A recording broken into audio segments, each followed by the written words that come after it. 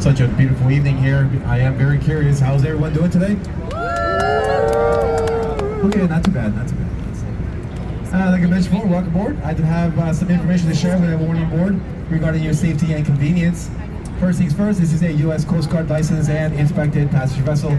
That pretty much means we have all the necessary life-saving equipment on board, one of which are life jackets. They can be found right here, right next to Dan, and this black pony smokestack right here with the company logo. We also have some white boxes on either side of the wheelhouse, and for our friends in back of the boat there on the stern, we have white boxes right behind you with life jackets as well. For our friends in the front or the bow, if you look behind you, you can find some wooden benches. You can find life jackets there too, and downstairs in the main salon there is a closet left-hand side facing forward stuff with life jackets. In the unlikely event of an emergency, a uniformed crew member like myself will instruct you on how to properly put those on. We do have a few house rules here before we get started, guys. Please do not stand on the chairs for any reason. Also, smoking or vaping is not allowed on Chicago's Emerald Lady.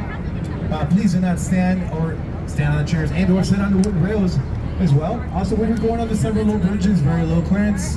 One good example is the one right in front of us. There is the Michigan Avenue Bridge, or the Gustavo Bridge. What we ask is please do not attempt to reach up and touch the bridges, guys. Please do not touch the bridges.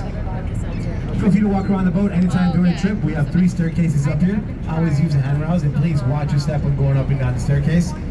When entering the main salon downstairs, something to look out for is a 6-inch watertight threshold at the bottom. You must step up and over. It is mandated by the U.S. Coast Guard, and it likes to trip people every once in a while. So please keep that in mind when entering or exiting the main salon. Once inside, you'll notice there's a full-service bar that is open for business down there. You got Sydney and Bill. Those are your 2 bartenders for the next 90 minutes of the tour. They have a little bit of everything to offer. They have beer, wine, cocktails, locally sourced snacks, sunglasses, sunscreen, and or hats if you guys need some. They'll be open throughout the whole trip, so be sure to go pay them a visit anytime during the trip. Also, the restrooms are downstairs to the right of the bar. If you use that staircase right over there on the right-hand side facing forward, you'll bump right into them. We have 3 of them. We call them heads on a bullet. Those heads, unfortunately, will be locked the last 10 minutes of the ride, guys. The last 10 minutes of the ride, those restrooms will be locked and will not reopen. I'll say it one more time. The last 10 minutes of the ride, those restrooms will be locked and will not reopen. So you guys have, it's a 90-minute trip. You guys have 80 minutes to use those restrooms starting right now. If you happen to miss that window of opportunity, we do have restrooms right over here on the dock.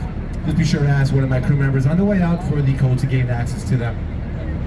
Last but not least, at the end of the trip, during the docking process, we ask that everyone please remain in your seats. Very important here, guys.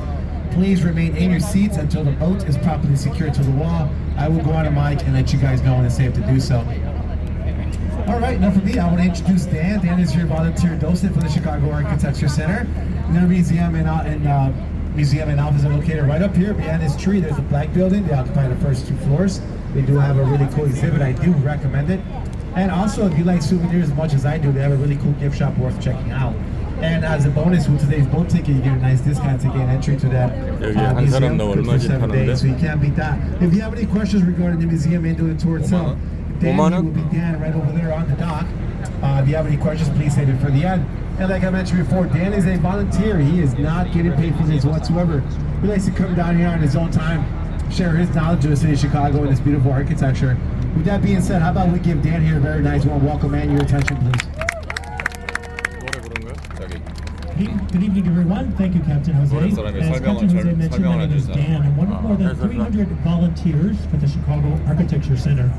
That means that we are all folks who live in the city. We love our city, we love architecture, and we're here because we love sharing our city and architecture with you. Well, during our 90-minute cruise today, we're going to travel on this main branch of the Chicago River. We'll go forward, then we're going to make a right-hand turn. We'll go up the north branch of the Chicago River. Then we'll make a U-turn, and then we're going to travel all the way to your left down the south branch of the Chicago River. We'll make another U-turn there, then we're going to come back. We're going to head out behind us toward Lake Michigan. We'll make our final U-turn there, and then we'll wind up here in 90 minutes. I saw a lot of cameras as you boarded today, and if you're a camera or a photography buff like me, I will give you a heads up 3 times at least during our cruise to get your phones and cameras out for great skyline views and also selfie opportunities as well. So while we're dockside here, let's talk about Chicago. As a city, we were founded in 1837. However, there were people who lived here many years before 1837, and they live here to this day. That's the indigenous population, the Potawatomi, Modawi, and Ojibwa tribes. It wasn't until 1777 that the first person not native to this land came here. His name was Jean-Baptiste Pont du Sable. He was a fur trader, and his fur trading post was just ahead of us on the right-hand side, right before our very first bridge. Mr. DuSable married a Potawatomi native, and he became very, very successful. Now, why was he successful, and why did Chicago grow so quickly? Well, if anyone here in real estate, it's the same answer. Location, location, location. We became a Midwest transportation hub for the United States, across the Great Lakes, down our river, and eventually down the Mississippi. And the U.S. railroad system chose us as the Midwest hub in the mid-1800s. Therefore, transportation is what led to our growth, and Mr. DuSable's day was a very convenient place for him to have his trading post. Now, we had 2,000 people in about 1837 when we were founded. We grew to 2 million in 1910.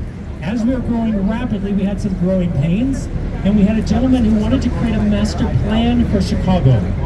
He wanted to keep Chicago beautiful. He wanted to call Chicago Paris on the Prairie. His name was Daniel Burnham. And one of his ideas is right here on our left, believe it or not, this tiered road system. Mr. Burnham's idea for Chicago was to keep Chicago beautiful, so he came up with the idea of a tiered road system like we see here on the left. The top level street is there for beautiful traffic only. That's you and me.